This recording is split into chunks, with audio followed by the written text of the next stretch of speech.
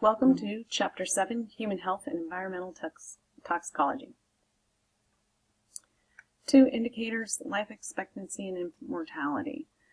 Both of these indicators basically tell you the health of the population.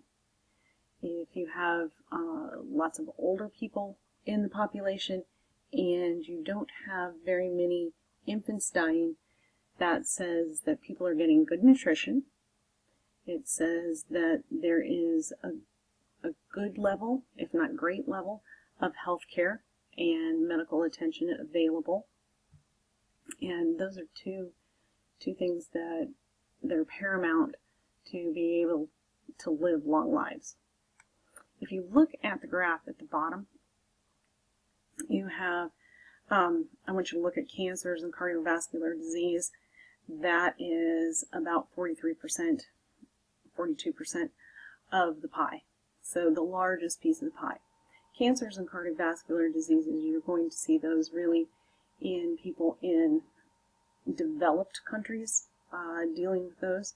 Not to say that people in developing countries don't have them, but they're going to be affected a lot by infectious diseases. Infectious diseases can lead to cardiovascular disease or can lead to cancers as well. But if you look at the outtake of infectious diseases, we're looking at respiratory infections, diarrheal diseases, so those are usually caused from waterborne illnesses, tuberculosis, and malaria. If you look at all those as potential death threats, if you will, we don't die from those things in developed countries. Those are mostly people who live in poverty-stricken areas that do not have good sanitation and are around disease-causing agents more often than we are. AIDS and HIV. In the United States, because we have great medical care and the availability of medicines here, you're not going to see the death rate as high as in developing countries. AIDS, HIV, in some nations in Africa is the leading killer still. Highly developed countries, average age, men 75 years and women 80 years. Yes, women live longer than men. I think that as we go on in the next 10, maybe even 20 years, we're actually going to see those numbers get closer together. Women are taking on much more responsibility in the workplace, as well as taking on home responsibilities. We have many women who are heads of households, and with that comes stress. Sorry about that. You probably heard my text go off, so I'm just as bad as you guys, so I had to look at my text. We're about the difference in ages with women and men, and because the women are taking so much more responsibility, the stress does play an important role in your health, and therefore it plays an important role in how long you will live. I foresee that these two ages, 75 and 80, will get closer together in the next 10 to 15 years. Leading causes of deaths: cardiovascular disease, cancer, and lung disease. These are lifestyle. Cancer, yes, can be genetically predisposed.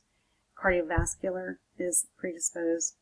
And lung disease can be predisposed, but normally lung disease comes from smoking cigarettes, number one thing that causes lung disease, as well as being exposed to chemicals that are caustic and they're breathed in, can cause scar tissue to build up in the lungs. And the lungs being very highly vascular, when the lungs get hurt or injured, it's hard when they heal, it's hard for them not to develop scar tissue.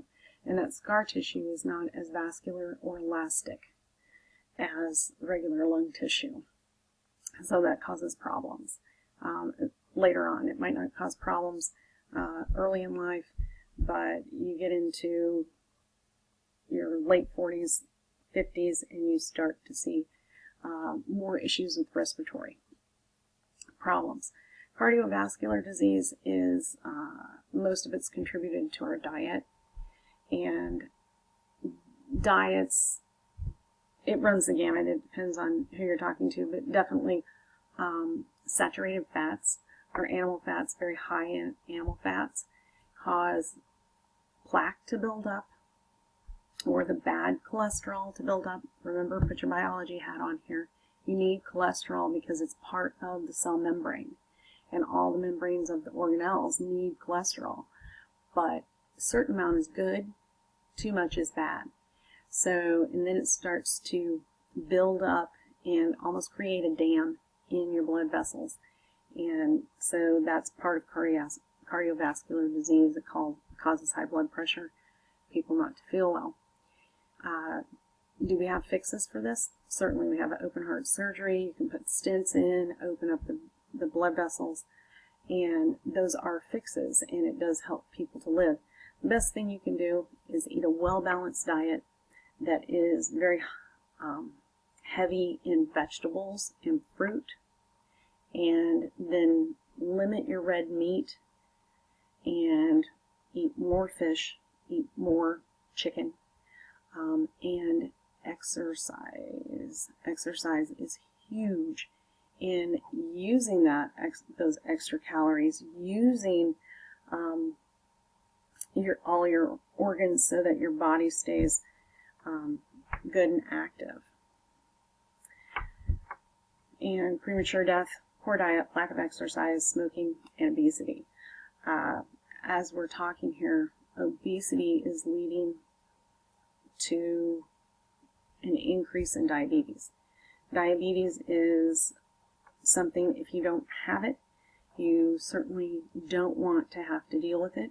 It is a daily endeavor dealing with diabetes, and many diabetes cases can be taken care of by strictly diet. There are some diabetes cases that cannot be. Childhood onset diabetes is something that you're genetically predisposed to, and that's something that you have to deal with for the rest of your life. But certainly onset, as a middle-aged person, you can handle your diet and you can limit the amount of sugar. It's directly related to the amount of sugar that you eat. You can keep that from happening.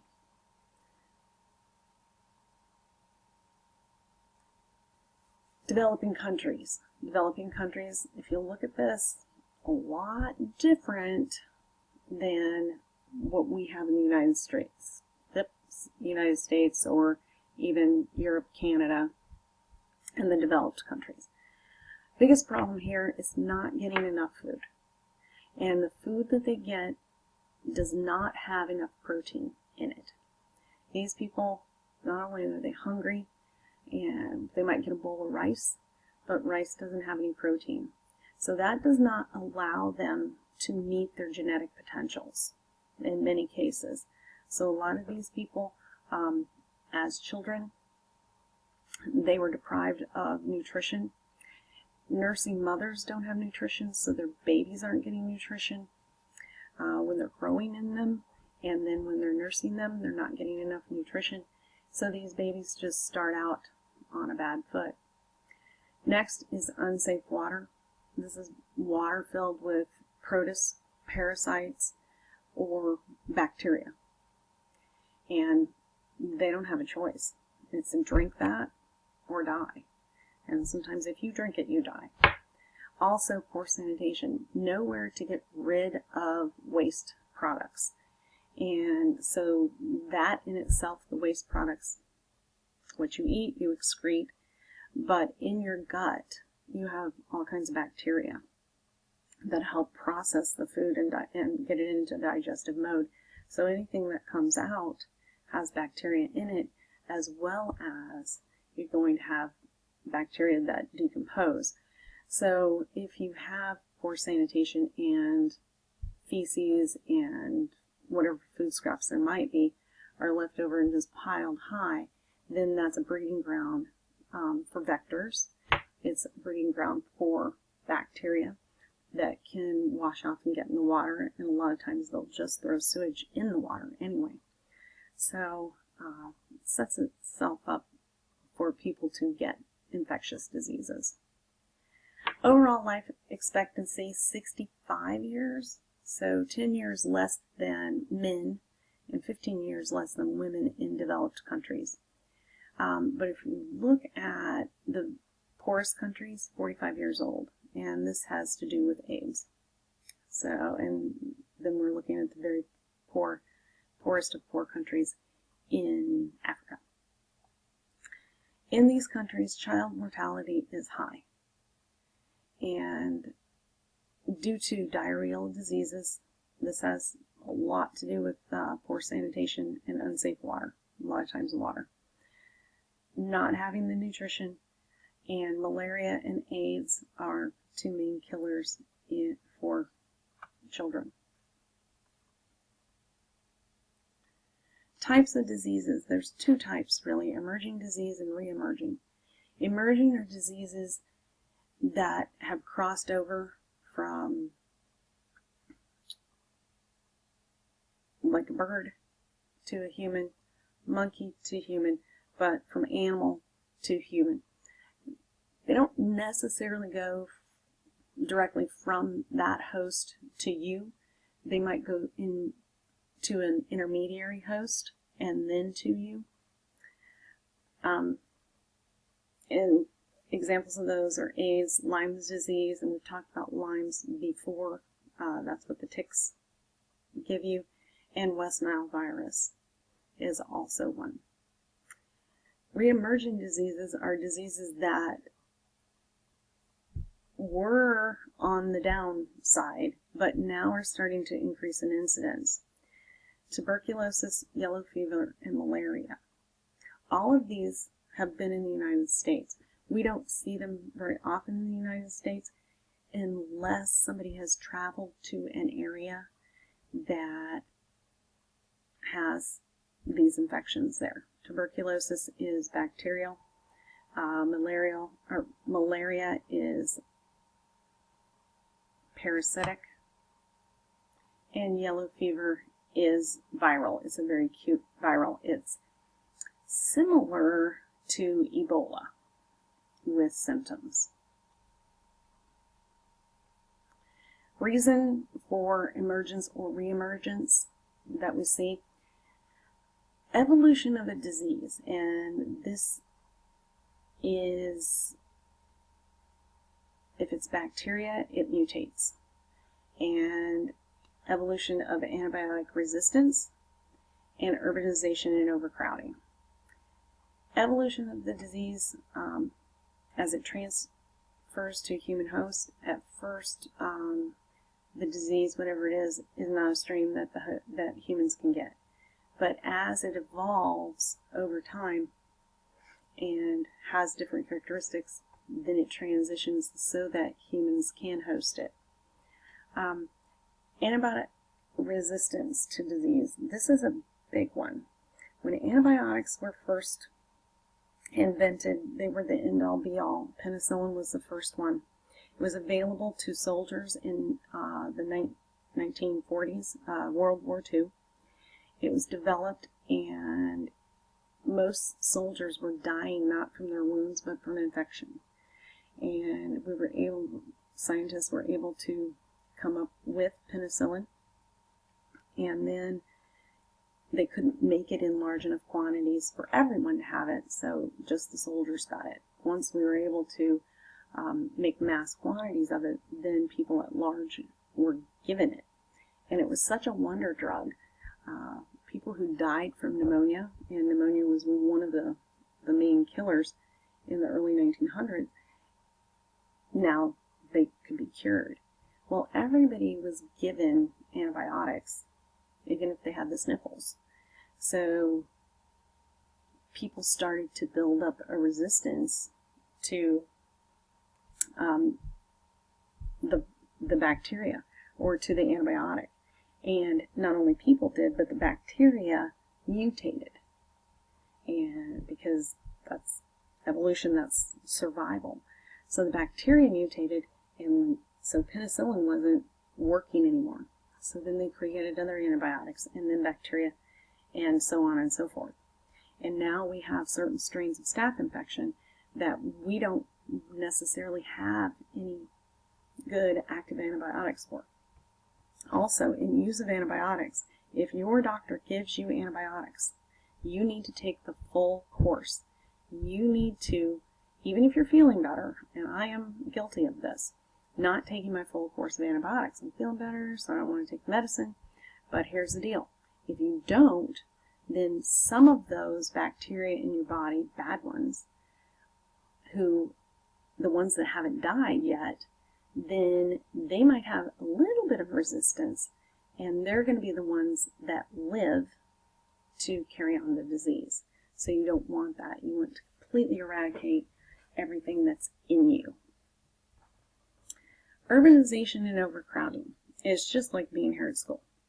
Everybody we all started out, and a few people had a cold, and it seems like everybody's getting this.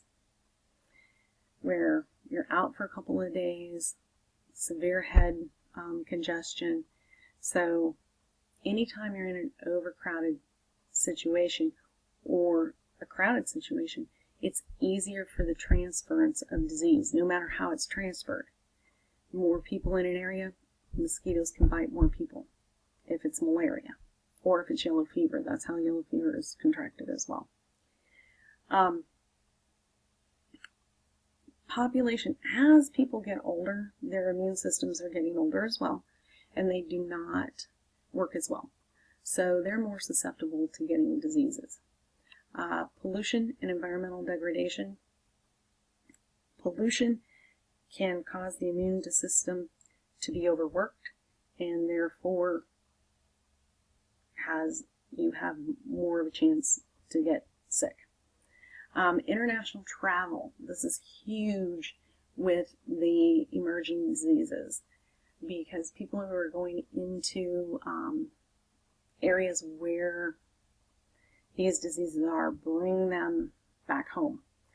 And so that is huge. And also with the re-emerging diseases going into areas such as Africa and bringing back things that we've eradicated. So poverty and social inequity. This means you're not going to get the health care that you need, and it plays a role in the types of diseases that are going to be prevalent in the society.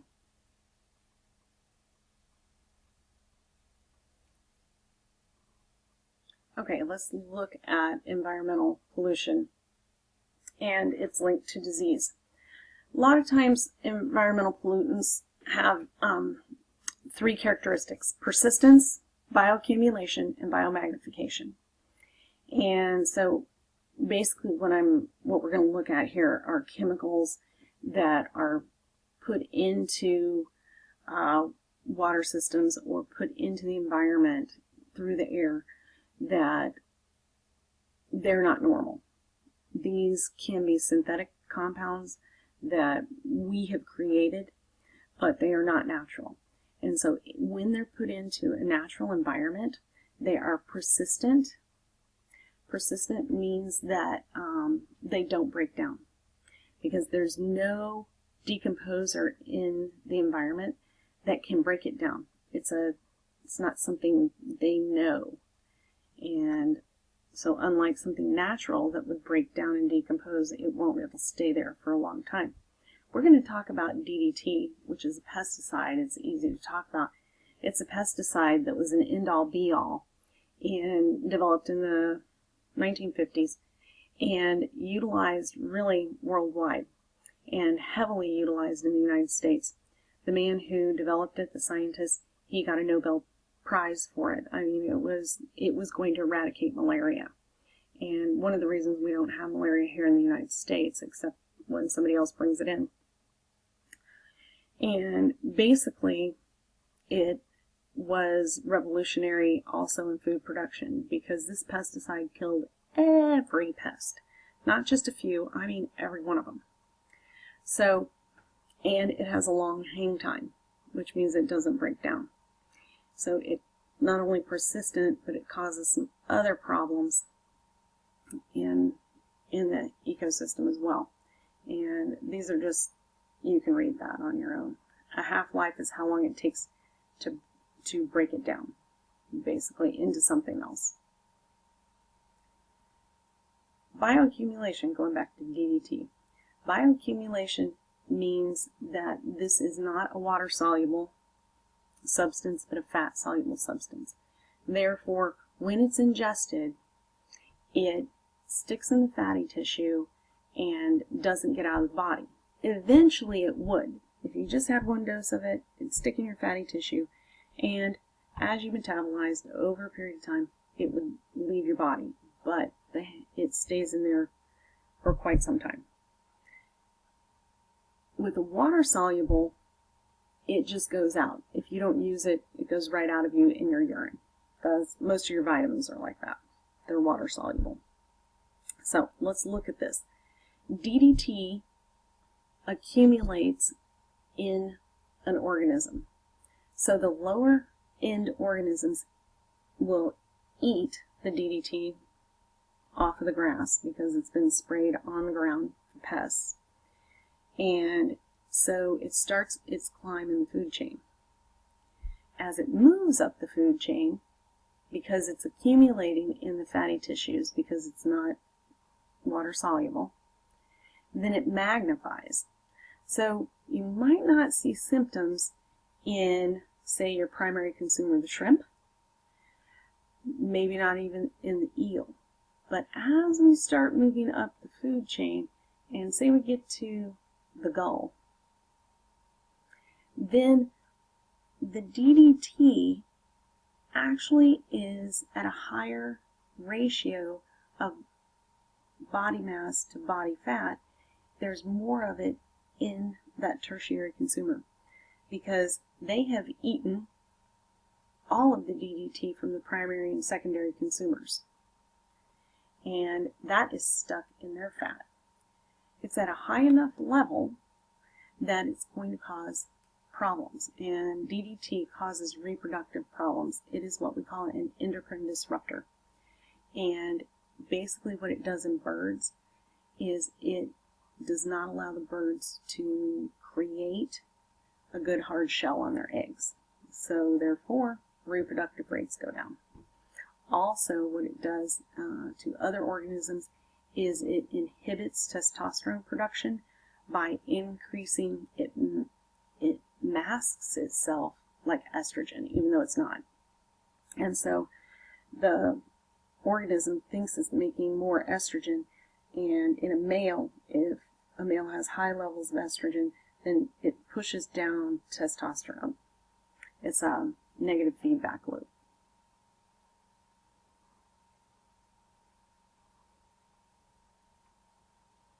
Okay, this is just talking about endocrine disruptors and how they work. I pulled this graph, and this is hormone. Works a little bit like an enzyme, if you will. Hormone's a type of protein, so put your biology hats on and remember the lock and key theory. Or specific hormones go into receptor sites, and say this is estrogen, and it goes in here, and the cell thinks it's getting estrogen. Well, look at this. It's a fake estrogen. This is DDT. Goes in here, fits, but it's not estrogen.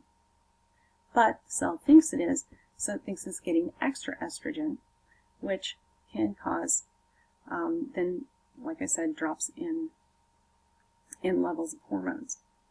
Other endocrine disruptors, not just DDT, but